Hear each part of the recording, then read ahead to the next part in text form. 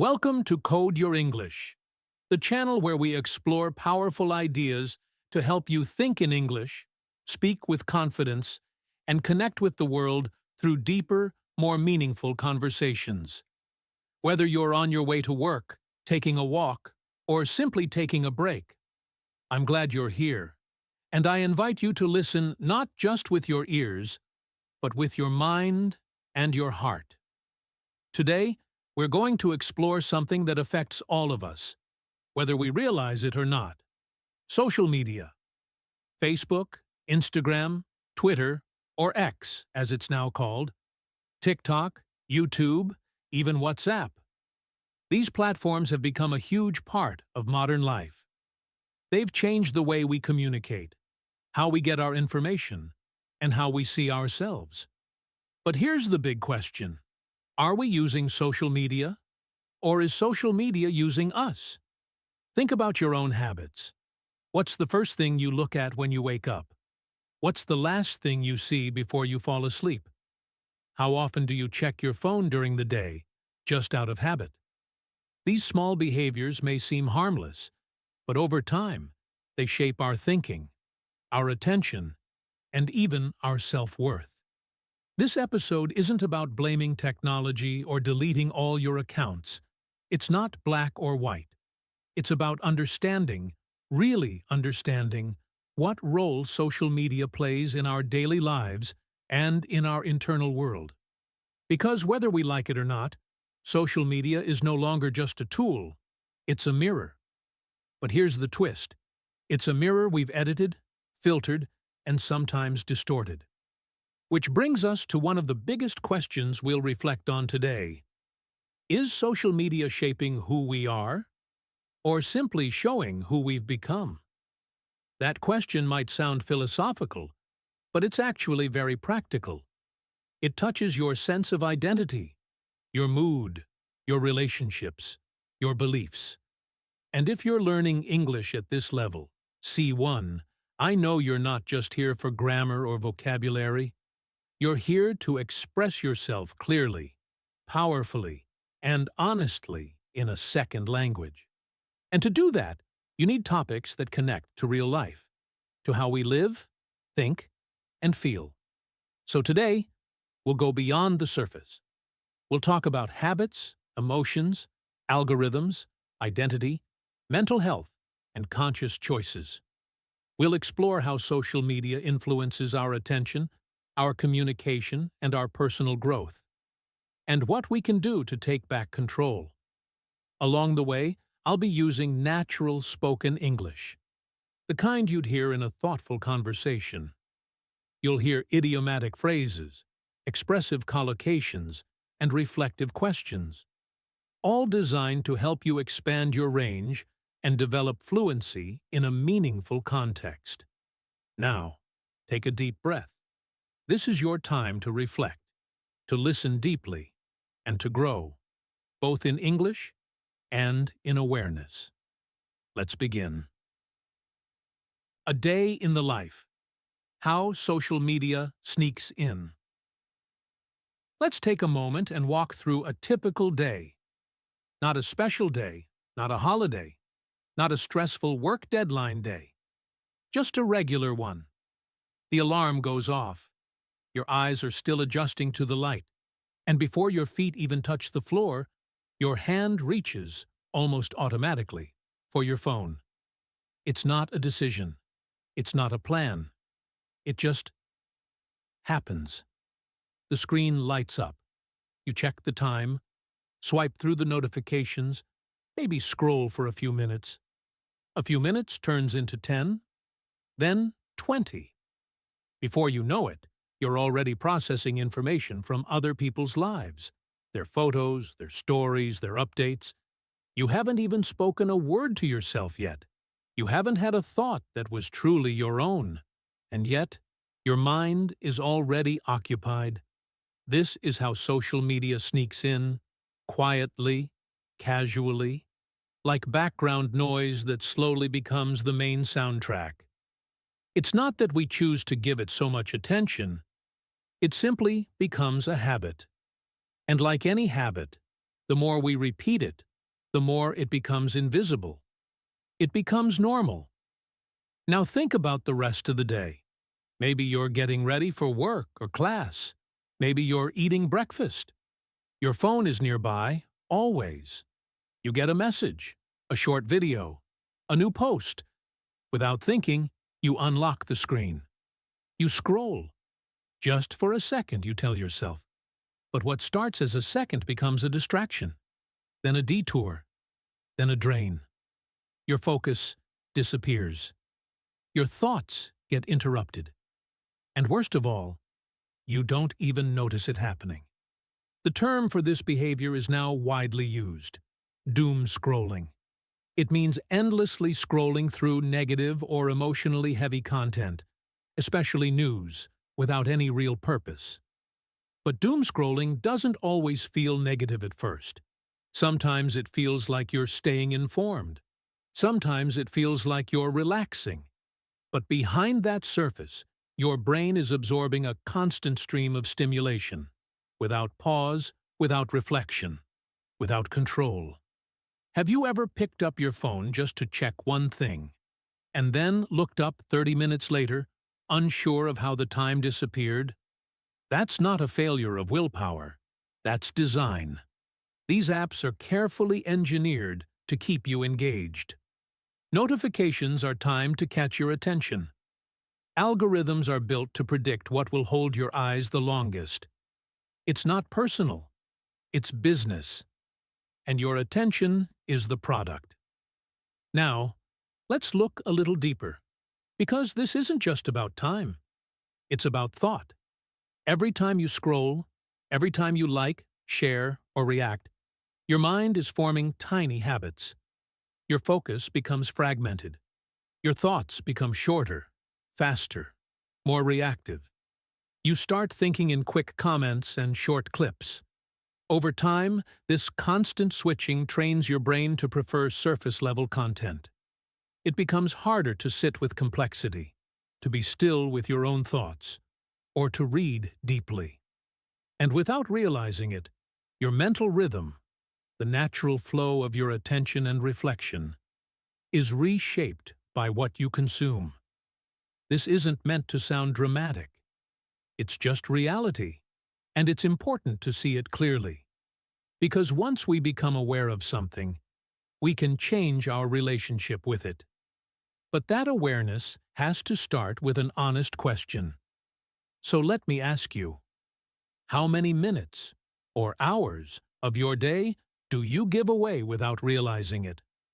Not because someone forced you, not because you made a clear decision, but because the habit was already there, because the system was already built. And here's the most surprising part. Many people, especially adults, say they don't really enjoy scrolling anymore. They do it out of routine, out of boredom, or just because it's what everyone else is doing. Social media has become like a reflex, something we do when we're waiting in line, when we're tired, when we feel awkward, or even when we feel anxious. It promises connection, but often delivers distraction. It offers comfort, but sometimes brings comparison. And in the end, the day feels busier, the mind feels louder, and we feel more tired, even if we haven't done anything physical. So what do we do with all of this? We don't panic. We don't delete everything and run to the mountains. Instead, we pause. We become aware. We observe ourselves with curiosity, not judgment. Because once you begin to see how deeply social media is woven into your daily life, you can begin to decide how you want that relationship to look. You can bring consciousness to your habits, your choices, your time. It all begins by noticing. Noticing that a quick scroll has become an automatic behavior. Noticing that your thoughts are often shaped by what you've just seen online. Noticing that time, that beautiful, limited, powerful thing called time, is slipping through your fingers, not because you chose to waste it, but because you didn't even see it going. So today, just observe, not with guilt, but with awareness. How often do you reach for your phone? How long do you stay there? How do you feel before and after? These small questions can open big doors, because when we see clearly, we can choose differently. And that's where change begins. The double-edged sword: connection versus comparison.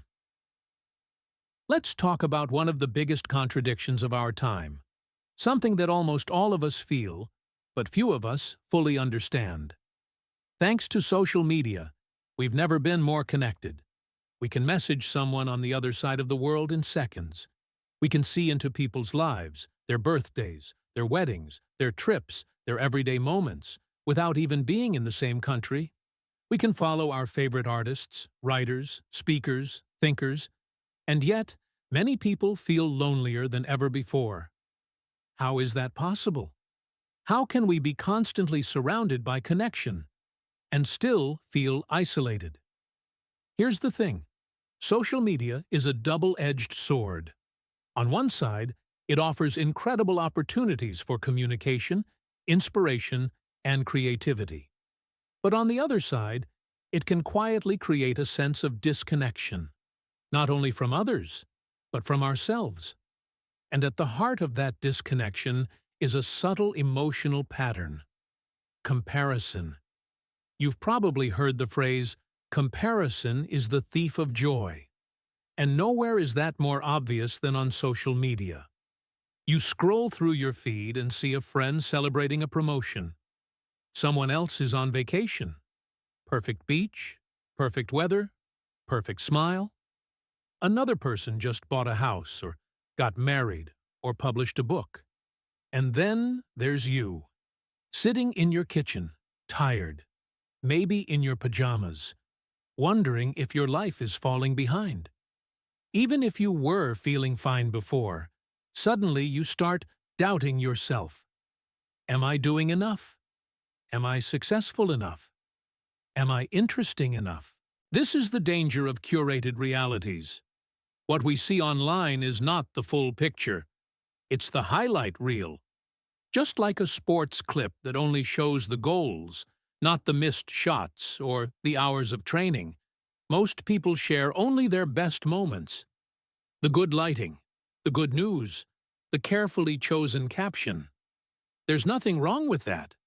We all want to present our lives in a positive light. But when we compare our real life, with all its ups and downs, to someone else's edited version, we create an unfair comparison. And that can lead to FOMO, the fear of missing out. FOMO is more than just a trendy term. It's an emotional experience that triggers feelings of inadequacy, anxiety, and even sadness. You see others doing things you're not doing, living a life you're not living, and suddenly, what you have doesn't feel like enough. It's not that you've lost anything. It's just that the illusion of someone else's perfect life makes your own life feel smaller. But here's the truth that often gets lost. You're not seeing the full story. You're not seeing the behind the scenes. You're not seeing the tears, the doubts, the arguments, the insecurities. You're seeing what people choose to show. And that's often only a fraction of the truth. This pressure to keep up can push people to keep up appearances, even when they're struggling. You might post something just because you feel like you should, not because it feels meaningful. Or you might measure your worth by likes, comments, and shares, forgetting that those numbers don't reflect your real value.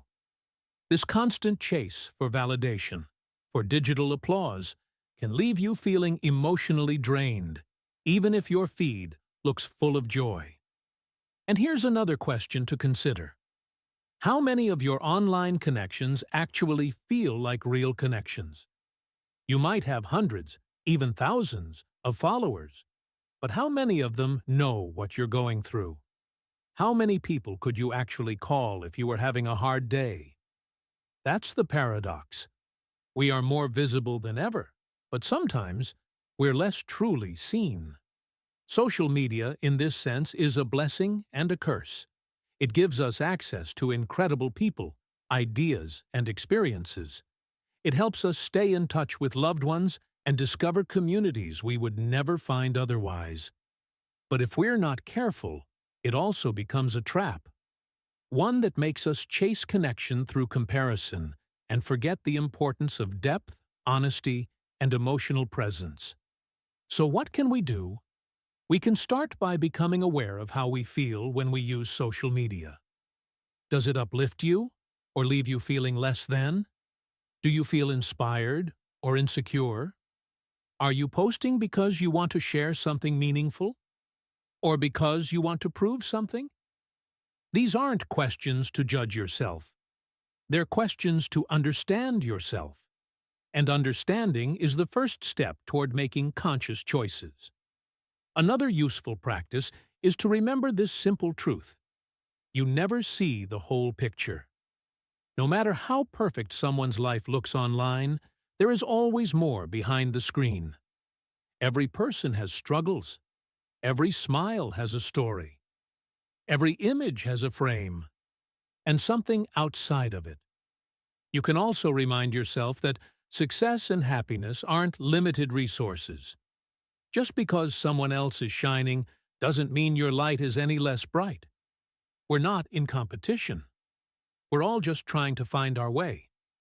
And real connection, the kind that nourishes your spirit, doesn't come from scrolling. It comes from presence, from vulnerability, from being fully, honestly yourself, online and offline. So the next time you find yourself falling into comparison, pause, breathe, come back to yourself. You're not behind. You're not missing out. You're on your own path. And that's enough. Shaping identity. Who are we becoming online? Let's pause for a moment and ask a very personal, yet surprisingly universal, question. Who are you online? Not just your name or username, but your digital identity. What parts of yourself do you choose to share? What parts do you keep hidden? What image are you building? Post by post, story by story.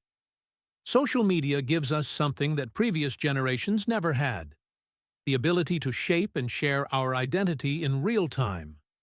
Every photo, every caption, every emoji is a small piece of a larger picture. A version of ourselves we're presenting to the world. But here's the interesting thing. That version may not always match who we are in real life.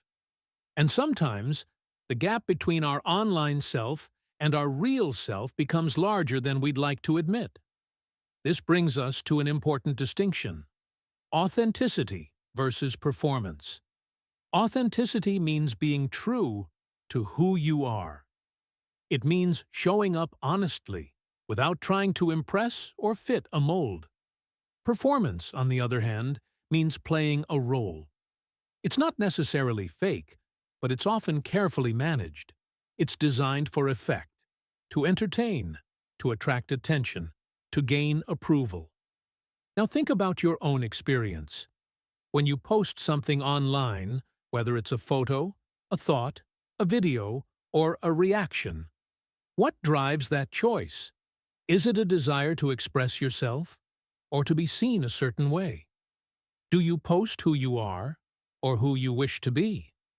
This question isn't meant to criticize, it's meant to reflect. Because the truth is, we all perform to some extent. We all edit. We all choose angles, filters, captions. And that's not inherently bad. It's part of being human in a digital world. But when the performance becomes a mask, when we start believing more in the character we play than the person we are, that's when we risk losing touch with our deeper self. It's easy to fall into this pattern. You get positive feedback on a certain kind of post, maybe something funny, glamorous, or emotional. And suddenly, you feel pressure to repeat it. You start crafting your identity based on what others seem to like, rather than what actually feels real to you. Over time, The online version of you can become a kind of character, carefully scripted and maintained. And yet, behind the screen, you might feel something very different. Disconnected, unsure, maybe even exhausted by the effort of always needing to be someone. This kind of emotional disconnect can create subtle inner tension. You may look confident online, but feel insecure in private. You may sound joyful in your captions, but feel lost or anxious inside. And when people respond only to your highlight reel, it can deepen the feeling that no one really knows the full you. What's even more challenging is that social media often rewards performance over authenticity. Posts that are polished, dramatic, or perfectly timed often get more attention. The algorithm favors engagement, not truth, and this creates a strange situation. The more real you are, the more you risk being ignored. But the more you perform, the more visible you become, even if it doesn't feel honest. This raises a deeper question, not just for individuals, but for society as a whole. If our identities are shaped by what performs well online, what kind of people are we becoming? Are we learning to be more expressive, or just more strategic? Are we building confidence, or dependency on external validation? Some people start to notice that their sense of self becomes tied to their online presence. They check likes to feel valued. They compare their content to others to feel successful. And without meaning to, they hand over a piece of their identity to the digital world. Who they are begins to depend on how others react, and that's a fragile way to live. But here's the good news. Once we become aware of this pattern, we can choose differently. You can decide to use social media as a tool for authentic expression, not just performance. You can post things that matter to you, even if they don't get a lot of attention. You can take digital breaks to reconnect with your offline self, and most importantly, you can remind yourself that your worth is not defined by your digital image.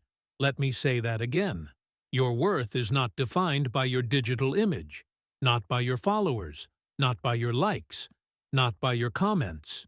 You are more than your profile. So ask yourself, what kind of digital identity am I creating? Does it reflect who I truly am? Or just who I think others want me to be? Does it help me feel more connected to myself? Or more confused about who I am?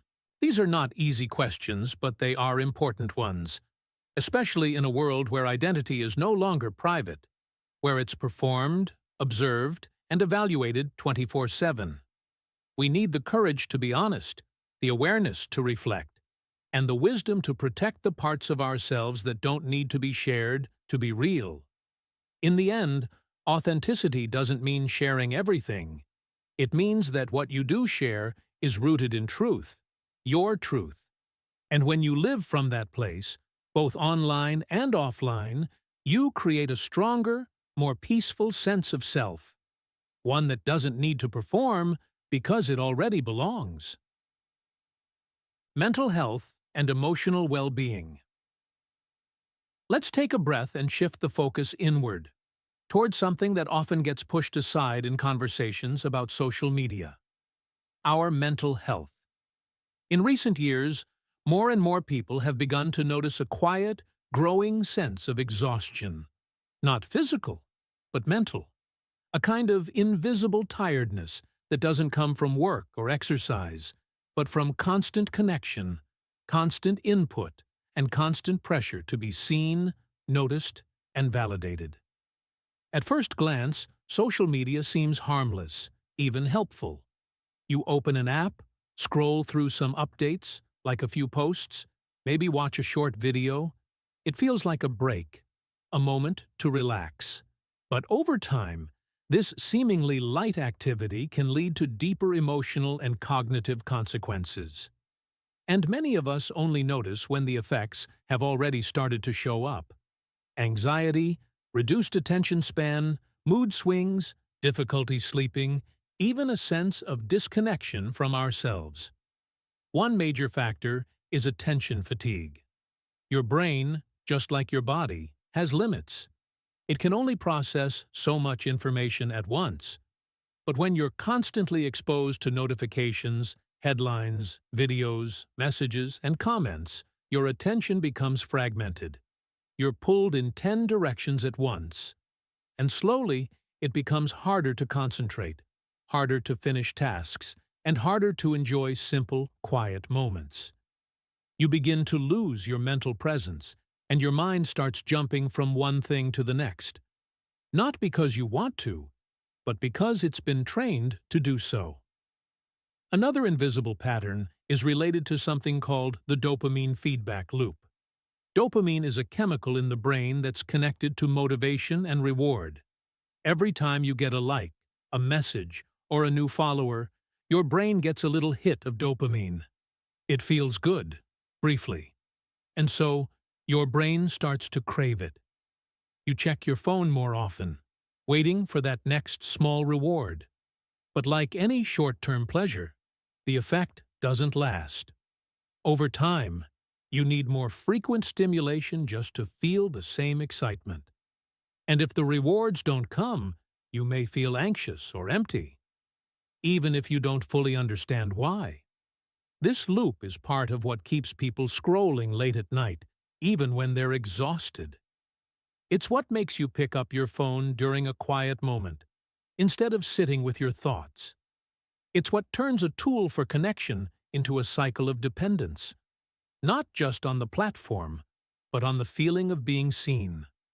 Alongside these patterns, there's another issue that's harder to talk about: loneliness. It may sound strange, but social media can actually make people feel lonelier. Why? Because while it creates the illusion of connection, it doesn't always offer the depth or presence that real emotional connection requires. You might interact with dozens of people in a day, but still feel unseen. You might be liked by hundreds, but still feel unknown. This kind of shallow connection doesn't nourish the heart. It often leaves it even hungrier. And then there's cognitive overload, the feeling of having too much mental input and not enough emotional space to process it. News headlines, political opinions, endless content. Your brain is trying to sort through everything, but it can't catch up. This overload can lead to decision fatigue, emotional numbness, or even burnout. You stop asking yourself, "What do I think?" and start reacting automatically. You consume more, but feel less. You respond more, but reflect less. All of this contributes to what psychologists call limiting beliefs. Subconscious ideas we begin to accept about ourselves, often shaped by comparison and repeated exposure to unrealistic standards. You might start believing you're not interesting enough, not attractive enough, not successful enough. Not because it's true, but because you're constantly exposed to people who seem to have it all. The more we see others living better lives, the easier it is to question our own. These beliefs don't scream, they whisper. But over time, they become part of our inner voice. So let me ask you something, and I encourage you to really pause and answer honestly, even if just in your mind. When was the last time you did something offline just for yourself? Not for the feed? Not to share, not to prove, not to capture, but simply to enjoy? A walk with no photos? A meal with no post? A creative moment with no audience? If it's been a while, you're not alone. Many of us are so used to sharing everything that we forget how to be fully present with ourselves without the pressure to show it. Reclaiming that space, that simple, offline space, is an act of self-care. It's not about deleting your apps or rejecting technology. It's about learning to protect your mental space and reconnect with your emotional needs. It's about giving your nervous system a break from the constant buzz of digital life and remembering that peace doesn't come from constant stimulation. It comes from depth, slowness, stillness. You can start small. Take a walk without your phone. Spend 10 minutes in silence before opening any apps. Write something by hand. Call a friend instead of messaging. These aren't solutions. They're starting points. But they help rebuild your sense of inner calm. And they remind your brain what it feels like to rest, focus, and connect deeply. Because at the end of the day, social media is not just a screen you look at. It's a space you live in, mentally, emotionally, and socially. And like any space, it shapes you. So make sure it's a space where your well-being can breathe. Social media and society, echo chambers and polarization.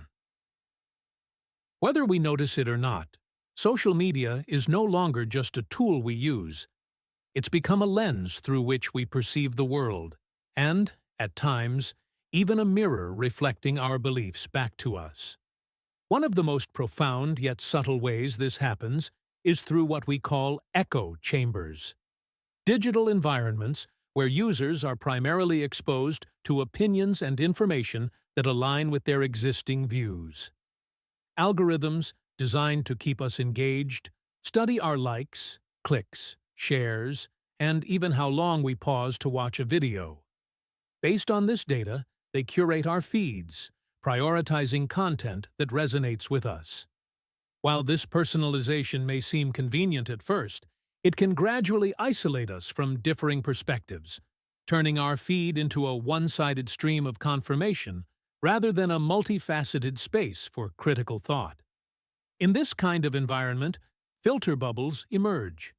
You begin to see the same kinds of opinions and narratives over and over again, creating an illusion that everyone thinks this way. But that's the trick. The algorithm isn't showing you the whole picture. It's showing you a tailored version of the world. This is not necessarily malicious, but the implications are serious. In a world that thrives on diverse thinking, being boxed into a digital echo chamber can narrow our intellectual horizons and make us more susceptible to groupthink. The psychological phenomenon, where the desire for harmony or conformity in a group results in irrational or dysfunctional decision-making. As these bubbles solidify, polarization intensifies. It's not just that people disagree, it's that they start to dehumanize those on the other side of the spectrum. Online, disagreements often escalate into attacks. Nuance gets lost in translation. Emotional reactivity becomes the norm. Comments get more aggressive. Posts become more performative, and users are drawn into a cycle of outrage. This is especially visible in the realm of politics, social justice, and cultural debates. A simple scroll through your feed during an election cycle or global crisis can quickly show just how divided we are, not just in opinions, but in facts, language, and even basic values. One of the most troubling offshoots of this digital polarization is the rampant spread of misinformation. False claims, manipulated images, and misleading headlines travel at lightning speed, often faster than the truth. Why? Because sensational content generates emotional reactions, which in turn leads to more clicks, more shares, and more visibility. The algorithm rewards engagement, not accuracy, and while fact-checkers work tirelessly to debunk these claims, by the time the truth catches up, the damage is often already done. What's more, cancel culture, the practice of publicly shaming and ostracizing individuals for actions or statements considered offensive, has gained momentum in these hyper-polarized spaces. While accountability is important, the way it unfolds online can often feel like digital mob justice. The complexity of human behavior is reduced to a single post or tweet. People are labeled, shunned, and at times erased, not through thoughtful discussion, but through swift judgment. This adds another layer to the already volatile emotional climate on social platforms. It's important to realize that these trends don't exist in a vacuum. They bleed into real life. shaping how people vote, how policies are made, how communities interact, and how public discourse evolves. The rise of tribalism, where users align not just with ideas but with sides, diminishes our ability to engage in open dialogue. It creates a climate of us versus them, where empathy and nuance are seen as weakness, and winning an argument becomes more important than understanding the other side. So, where does that leave us? Are we doomed to live in fragmented digital silos, echoing only what we already believe? Or is there a way to reclaim the internet, to engage more consciously, more critically, and more compassionately? The next time you scroll through your feed, ask yourself, am I being informed or just being reinforced? Challenge yourself to read opposing views. Pause before reposting something sensational. Ask questions, because the more intentional we become about how we interact with digital content, the more we can resist the gravitational pull of polarization and reintroduce dialogue, nuance, and empathy into our collective spaces. Social media is a powerful force, one that shapes not just individual lives, but entire societies. But it's not inherently good or bad. Like any tool, its impact depends on how we use it, and perhaps more importantly, how aware we are of its influence. The business behind the screens. Behind every scroll, like, and share lies a carefully designed system of monetization that fuels the very existence of social media platforms. These platforms aren't merely digital spaces for expression and connection. They are businesses, deeply embedded within what is known as the attention economy. The idea is simple but powerful. Your attention is the currency. Every second you spend online, every click you make, every video you watch, feeds an ecosystem driven by data and profit. The longer you stay, the more ads they can show you, the more you engage, the more valuable you become. Not as a user, but as a product. This leads us to a critical and often overlooked reality. If the product is free, you are the product. It's a phrase you've probably heard before, but have you truly stopped to consider what it means? These platforms track your behavior with precision, your likes, your watch history, your interactions, and package this information to sell to advertisers. It's not just what you post, but how long you pause on a video, which topics make you comment, which reels make you scroll faster or slower. Every action becomes a data point, and with enough data, the algorithm learns you better than you know yourself. This data is then used to target you with content and ads that keep you hooked. You might think your feed is a random mix of entertainment and updates, but it's actually a customized stream designed to maximize your engagement. This is the business model of surveillance capitalism, a term used to describe how companies profit by extracting and analyzing your personal data without explicit consent, and then using it to predict and shape your behavior. It sounds invasive because it is. Yet it's wrapped in user-friendly design, convenience, and endless entertainment, making it difficult to resist or even notice. Let's take a moment to reflect.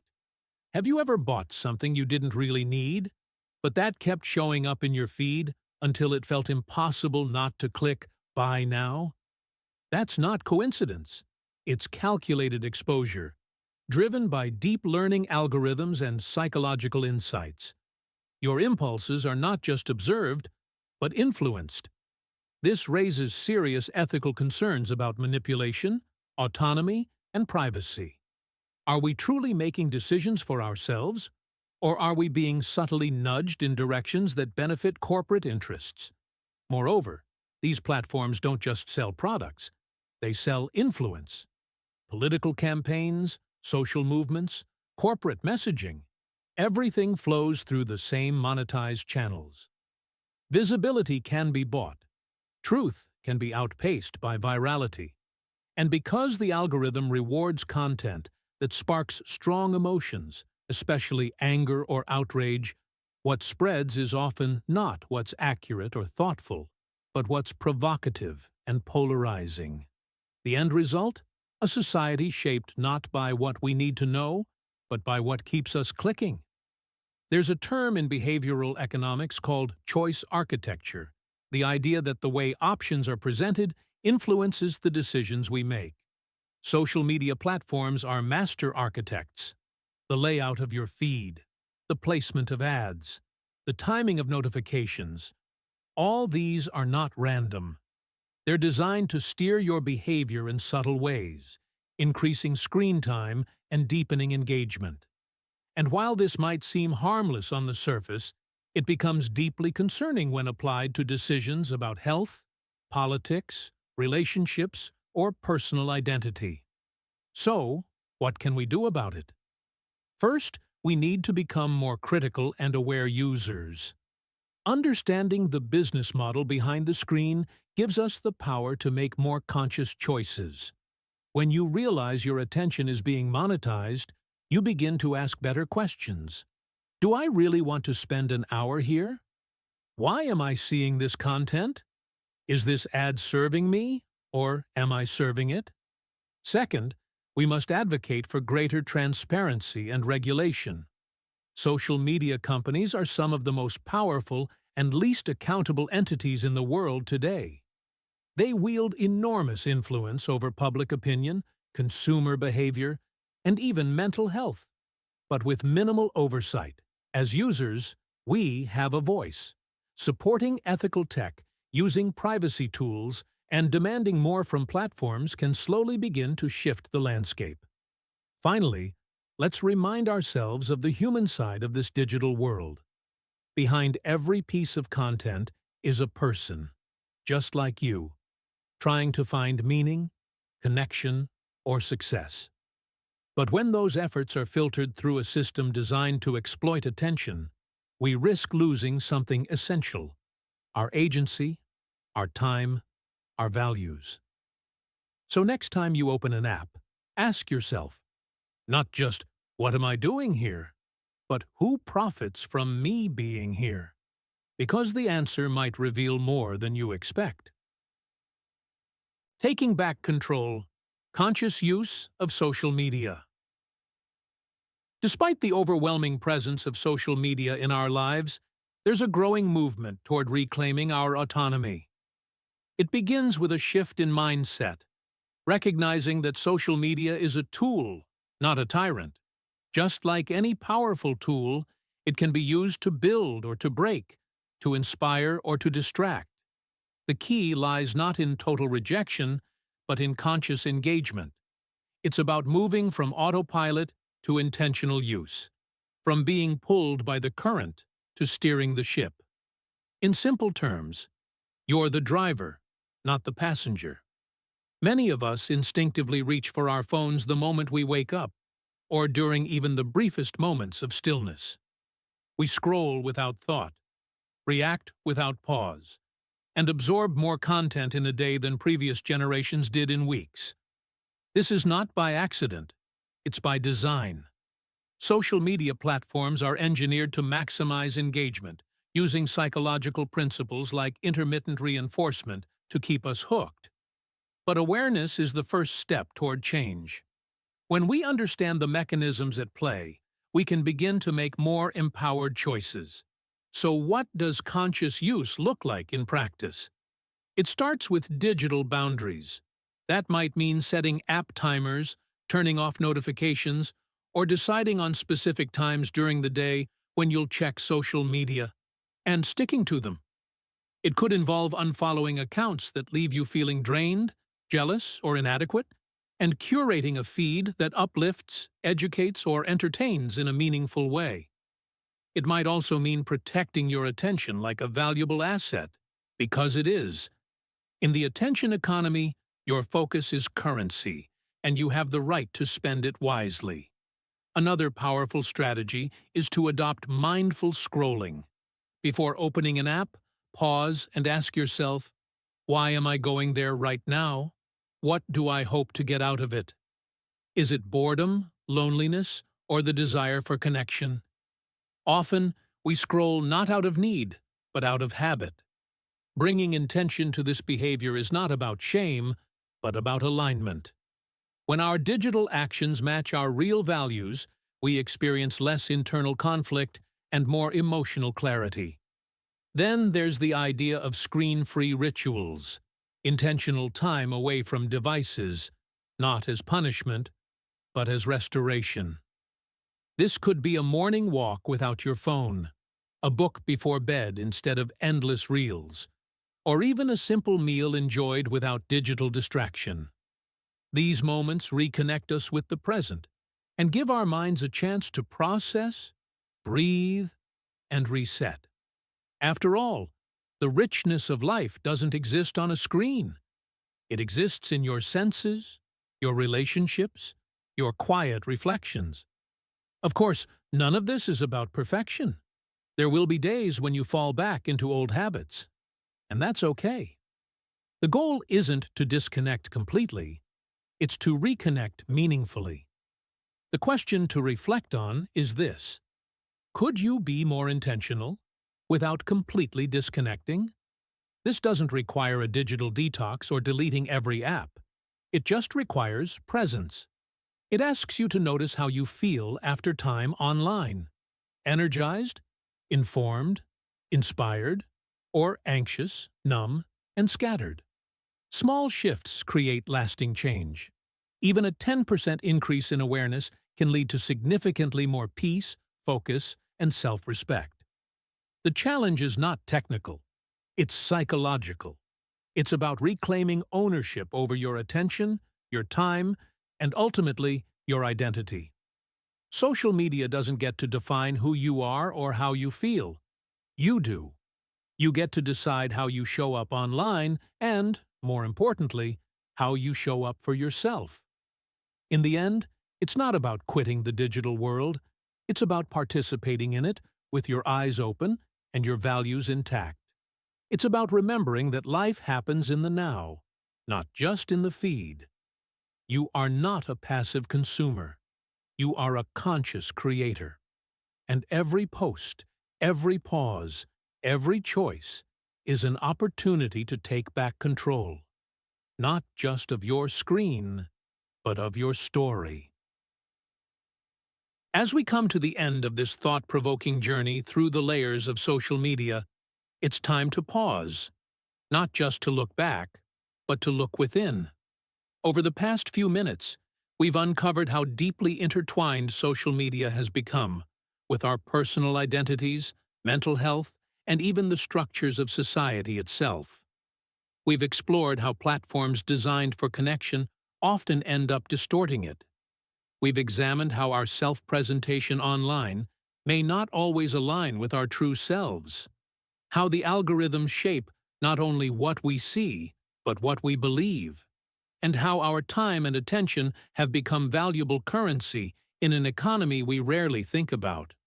But now, the real question begins: what do we do with this awareness? How do we, as conscious users of digital tools, move forward with more clarity, balance, and purpose? This is not a call to delete your accounts or go live in a cabin in the woods. Rather, it's an invitation to reevaluate your relationship with the digital world. What kind of online presence truly serves you, and not just your image? What kind of content adds meaning, rather than merely filling the silence? What kind of boundaries would help you feel more grounded in your real life, even as you remain digitally connected? Awareness is powerful, but awareness alone isn't enough. We need agency, the active decision to take control, to scroll with intention, to follow fewer people but listen more deeply, and perhaps to spend more time being than broadcasting. What we need is not necessarily disconnection, but discernment. So ask yourself, what kind of relationship do I want to have with my online world and with my real one? That's not a simple question, and it won't have a quick answer. But starting to ask it might be the first step toward a more balanced, fulfilling, and mentally healthy life. Remember, your digital world is not something happening to you. It's something you're participating in, shaping, and co-creating every time you log in. You have more control than you think, and more responsibility than you often realize. Don't underestimate your power to change your digital habits, and with them, your daily experience. Thanks for joining us on this episode of Code Your English, where we explore not only language, but life.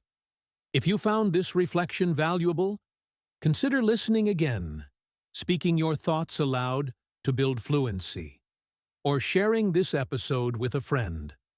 And don't forget to subscribe, because learning English should be about understanding not just the words, but the world. Until next time, stay curious, stay thoughtful, and most of all, stay human.